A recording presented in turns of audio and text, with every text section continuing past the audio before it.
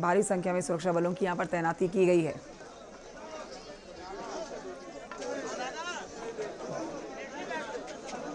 अपनी मांगों को लेकर अड़े ये किसान लगातार बातचीत के बाद जब हल नहीं निकलता है तो फिर दिल्ली कूच करने का ऐलान करते हैं। दिल्ली कूच किया जा रहा है किसानों की तरफ से और किसानों का ये हंगामा जहां आप देखेंगे भारी संख्या में किसान पहुंचे हुए हैं। किसान नेता राकेश टिकैत अगुवाई कर रहे हैं इस आंदोलन की एक बार फिर से, जिनसे लगातार बातचीत की गई और इस समस्या का, इन मांगों बीच के रास्ता निकालने की बात की गई। लेकिन अपनी मांगों पर अड़े किसान धरने पर एक बार फिर से आ गए हैं और ये आंदोलन उग्र होने के साथ साथ यातायात व्यवस्था को भी खराब कर रहा है। इस समय दिल्ली एनसीआर, खास तौर पर वो इलाके, वो बॉर्डर एरिया जहाँ से दिल्ली के लिए गाड़ी नोएडा से जाती है या फिर नोएडा से गाड़ी दिल्ली के लिए आती है, इन तमाम बॉर्डर्स पर लोगों को सबसे ज़्यादा दिक्कतों का सामना करना पड़ रहा है। आवाजाही बहुत ज़्यादा बाधित हो गई है। ट्रैफिक व्यवस्था पूरी तरह से चरमराती हुई नज़र आ रही है। ट्रैफिक जाम लग रहा है। हिमांशु और जानकारी देंगे। हिमांशु, तस्वीरें लगातार दिखा रहे हैं, किसानों का आंदोलन उग्र होता हुआ नजर आ रहा है।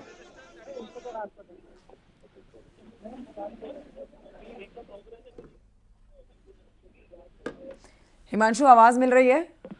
जी, ये आंदोलन उग्र होता हुआ नजर आ रहा है क्योंकि जो बैरिकेडिंग की गई थी वो भी गिराते हुए ये आंदोलन करते हुए किसान आगे बढ़ते हुए नजर आ रहे हैं।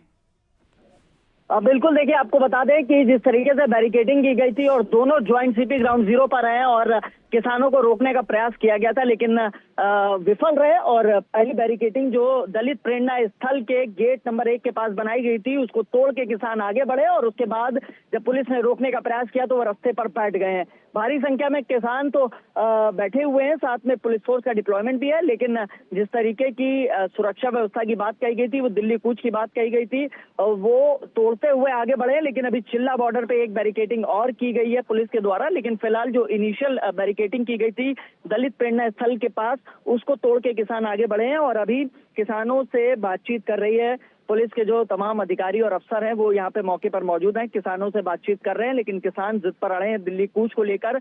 लगातार अपनी मांगों को लेकर कई वर्षों से किसान यहाँ प्रदर्शन कर रहे थे।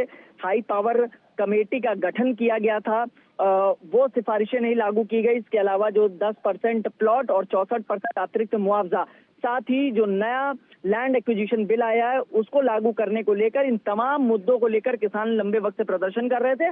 और आज दिल्ली कूच को लेकर किसान जब बढ़े तो बैरिकेडिंग की गई थी, कंटेनर्स लगाए गए थे, तमाम तरीके के सुरक्षा के इंतजाम किए गए थे। लेकिन किसान बैरिकेडिंग को तोड़ते हुए आगे बढ़े और अब दलित प्रेरणा स्थल के पास सड़क पर बैठ गए हैं। जी अंशु, इसको देखकर तो ऐसा लगता है कि ये व्यवस्था इस तरह से बिगड़ती ही जाएगी। यातायात व्यवस्था तो हिलती हुई नजर आ ही रही है, चाहे गाड़ियां दिल्ली की तरफ जा रही हों, चाहे नोएडा की तरफ आ रही हों।